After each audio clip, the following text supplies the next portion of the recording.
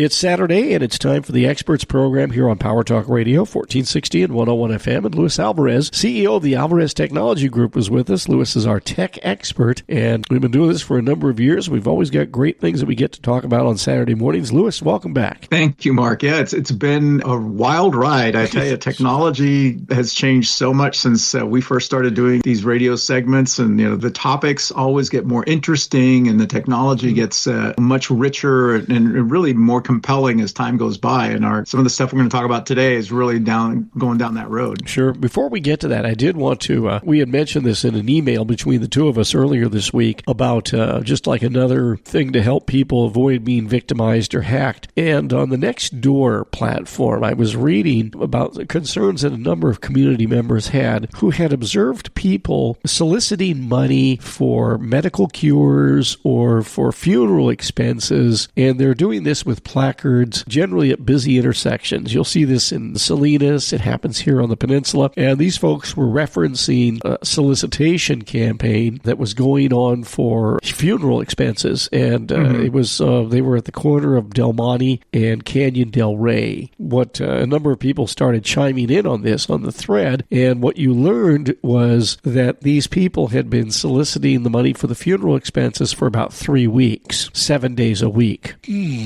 That makes you think a little bit. And then they even had like a QR code on their posters as a means of making a donation. And what got a lot of people's curiosity up, or their skepticism, as the case may be, was that they noticed, and this was confirmed by a number of people over a number of days, that the folks that were doing the soliciting, when they'd finish up and leave, they were leaving in very expensive cars like BMWs or Mercedes. And so you start thinking to yourself, wait a minute, if somebody's has a really nice newish or new fancy car like that, why do they need to collect money for a funeral?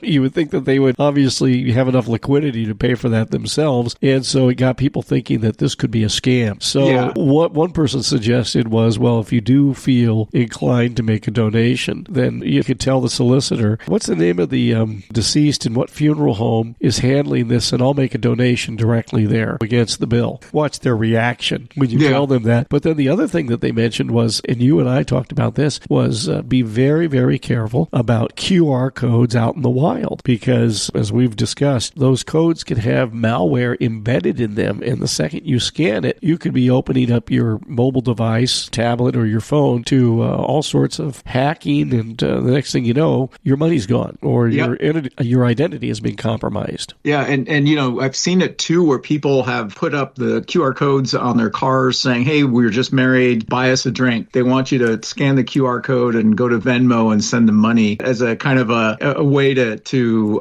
just have fun with a supposedly newlywed couple. But those innocent early attempts to have fun have really turned into a boon for cyber crime folks, because they now are using those QR codes for just like what you're saying, for illicit purposes, and for even trying to get people to download malware onto their phones that then allows them to take control of those phones. So if you see a QR code, despite the fact that you have a kind heart and want to help, be very leery of it and find another way to help that is more direct. And by the way, watch out if you use any of the Cash App services like Venmo, Cash App, Zelle, something like that. Recently, but just about 2-3 weeks ago, I got a text from Cash App that said, so-and-so is Jan Smith, let's make up a name, is trying to send you $3,999. Now, this is a person that I know. They're a friend of mine, and I'm like, wait a minute, why would this person want to send me this money? This is obviously something's going on here. And so I called up my friend, and she said, do you have Cash App? And I said, yes, I do. I said, do you have Cash App? And she says, I do not. I don't even, this is an older woman. She's like almost 80 years old. And she says, I don't even know what that is. And so I had explained to her a little bit about what she was dealing with. And then she said, well, I believe I'm talking to their tech support right now and trying to get this cleared up because I've been hacked. Somebody hacked my Facebook account, and they're trying to get into my bank account and drain all of our savings. And long story short was, I said, well, whatever you're doing with these people on the phone, be very careful, because where's the telephone call coming from that claims to be the support for the Cash App? And she said, it's 805 San Luis. And I said, that doesn't sound right to me, because I've talked to Cash App tech support, and it's an 800 number, and they're in the Bay Area, in the Silicon Valley. Yeah. So I said, hang up on them, go to your bank, whether it's B of A, Wells Fargo, whatever, and tell them what is going on. Talk to the manager or a supervisor and tell them you want to lock your account right this instant because somebody is trying to get your money. And fortunately, she did that, and she and her husband were very lucky because they didn't lose any money. But this is one of the new scams, stealing your identity and then creating a Cash App account with your identity and attempting to get people to play along. And I don't know how the thing would have worked out if I had said, yes, I wanted the money. I have no idea, but I wasn't going to bite the bait. And you have to be smart about these things because like